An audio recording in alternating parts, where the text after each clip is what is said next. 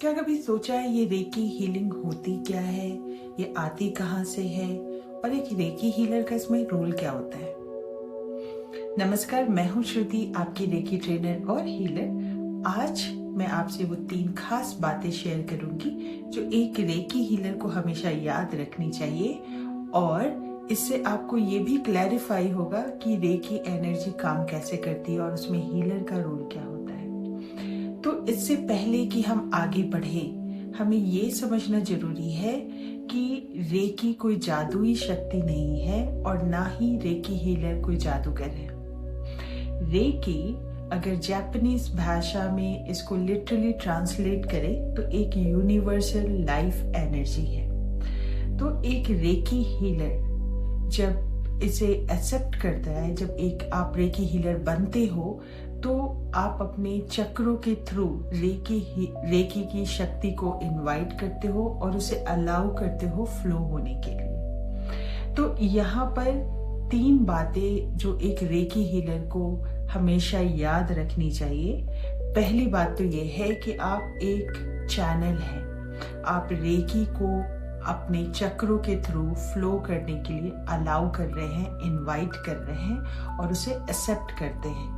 तो ये recce healing universe से, आपके सहस्त्रार चक्र से होते हुए आपके आज्ञा चक्र, विशुद्धि चक्र और हृदय चक्र के थ्रू फ्लो हो रही होती है। तो आप रेकी एनर्जी के सोर्स नहीं है, ये आपकी अपनी एनर्जी। आप किसी भी पेशेंट को या किसी को भी जिसको रेकी हीलिंग की जरूरत है, आप अपनी शक्ति उसको नहीं दे रहे होते हो। तो आपकी शक्ति आपके पास होती है, आप एक चैनल की तरह काम करते हो जिसमें कि रेकी आपके थ्रू फ्लो होती है, आपके चक्रों के थ्रू फ्लो होती है।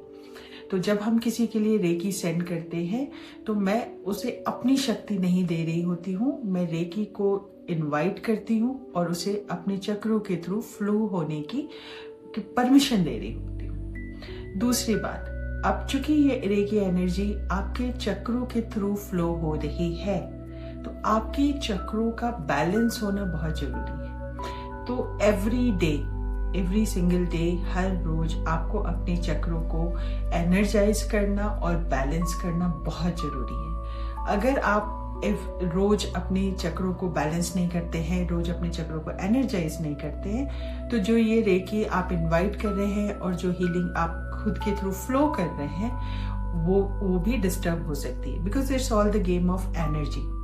जो एनर्जी आपने इनवाइट की अपने चक्रों के थ्रू, उसको परमिशन दिया, एक्सेप्ट किया खुद से फ्लो होने के लिए, अगर आपके अपने ही चक्र बैलेंस नहीं है तो इस रेकी एनर्जी के भी डिस्टर्ब होने के चांसेस ज्यादा होते हैं।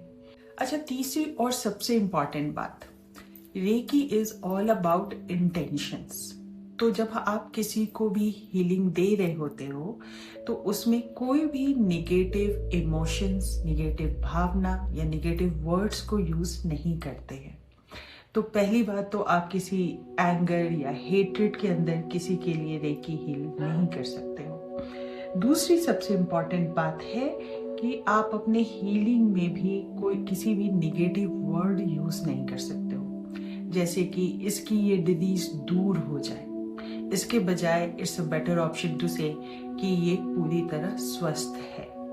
मान लो किसी को शुगर की प्रॉब्लम है तो आप ये कहने के बजाय कि इसकी शुगर की बीमारी दूर हो जाए, इसके बजाय आप उससे रिलेटेड उसको हीलिंग वर्ड्स बोल सकते हैं, जैसे ये आदमी पूरी तरह स्वस्थ है, कि इसका इंसुलिन का लेवल बहुत अच्छा है, इसके शरीर में शुगर की प्रोसेसिंग अच्छी हो रही है, या उसकी मेडिकल रिपोर्ट्स में आप जो भी रिजल्ट चाहते हो आप उसको इंटेंशन दे सकते हो तो रिमूव हो जाए, या डिजीज का नाम या कोई निगेटिव वर्ड्स या कोई निगेटिव फीलिंग या हेट्रेड या एंगर, ऐसे किसी भी निगेटिव इंटेंशन को अपनी हीलिंग से दूर रखना चाहिए।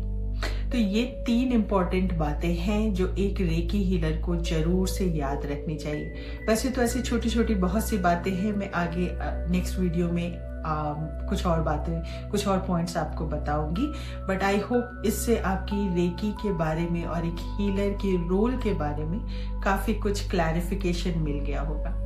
तो आज के लिए बस इतना ही। Stay grounded, stay blessed and stay heeled.